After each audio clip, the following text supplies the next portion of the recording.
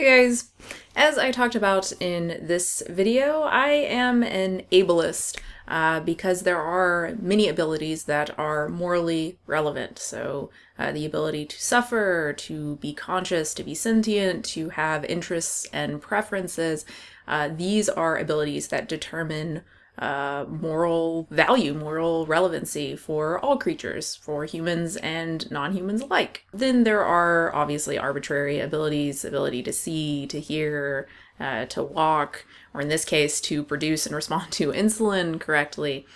People with these abilities or lack of abilities should be respected and regarded as just like any other human being, and helped if that's possible. I am not an intersectionalist, but I think that's how you say that, intersectionalist.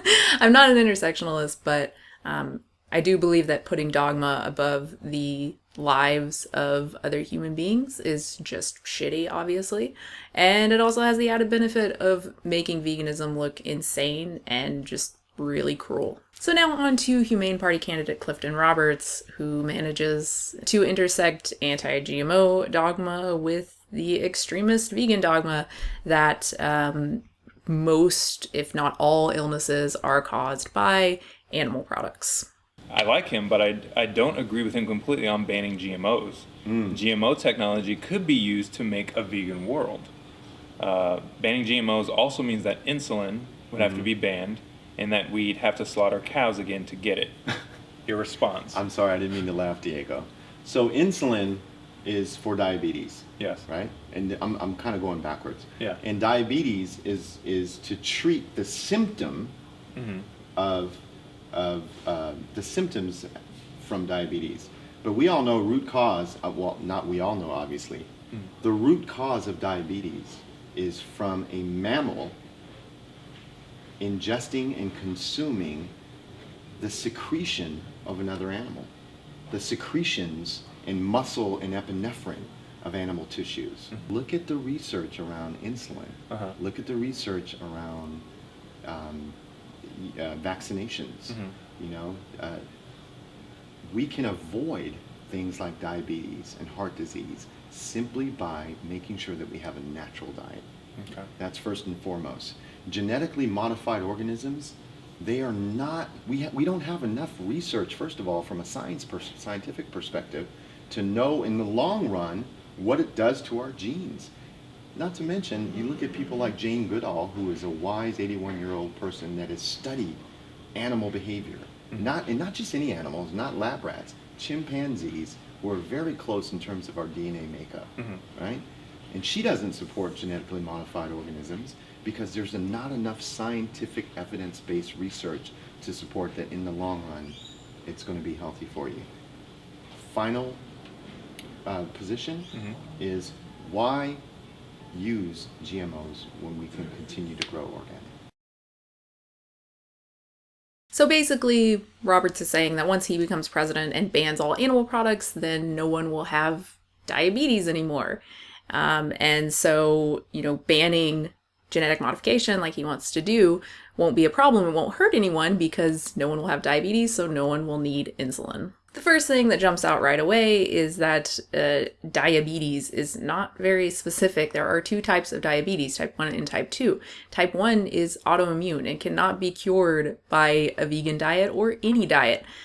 So this makes it pretty clear that Roberts is out of his element here. He's pretty ignorant on this topic, but he's willing to talk about it nonetheless, and present himself as if he knows something about this topic when he clearly doesn't. That's pretty concerning considering he is running for president of the United States. As far as type 2 diabetes is concerned, yes, diet and lifestyle play a significant role, but this does not mean that going vegan is going to allow someone to 100% completely eliminate their need for insulin. And we see this in the research. PCRM, Physicians Committee for Responsible Medicine, I think that's right. Their trials showed that while their low-fat vegan diet was very effective in helping people to reduce their need for insulin above and beyond the control group that I believe was following the standard ADA diet, again, that's a reduction, not completely eliminating insulin. And that result may have little, if anything, to do with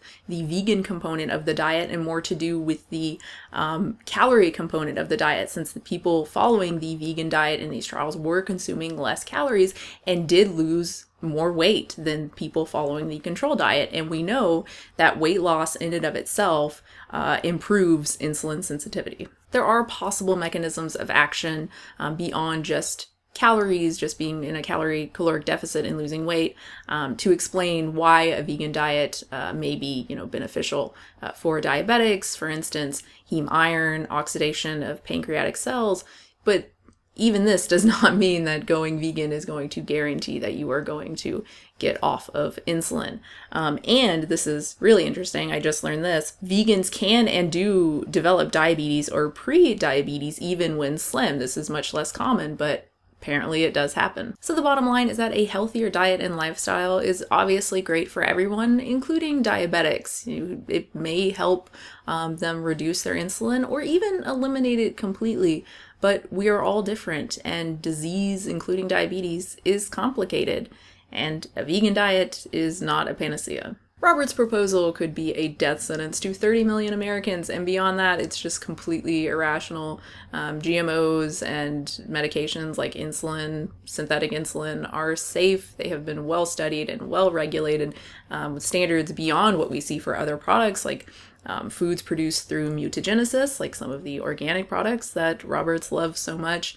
And his claim that GM organisms might mutate our genes, that's just beyond stupid and well into tinfoil hat territory. Yeah, humane party, more like insane party. My partner wrote that, and he really wanted me to include it. I think it's kind of terrible. So that's it for this video. As I said in the last video talking about the election, Clinton and Trump and Stein and Johnson, and I briefly mentioned Clifton Roberts and said that he had some anti-science policies, and that just because someone is vegan doesn't mean they aren't anti-science. And this is kind of perfect example of this, this short clip, him talking about diabetes and genetic modification. And yeah, I mean, I know the election is like now, and a lot of you have already voted, and some of you are just, writing his name in because he's vegan and that's it. And I think that's a really poor way to look at things, and really, really a shame. But even beyond that, if you don't care about the election, maybe you're not American, whatever, I think this is an important video because we all know vegans who think that, or at least we've seen, on YouTube, we may not know personally. I don't think the majority of vegans believe this, but a lot of high-profile vegans believe this, that vegan is just going to cure any and all problems. I talked about this recently in the my response to that vegan couple. They are notorious for this kind of stuff. Eat our diet and you'll be able to get off antidepressants. Eat our diet and you'll no longer have eczema. Eat our diet and diabetes, whatever. And it's just terrible. It's wrong. It's ostracizing. It's dangerous. And it's wrong.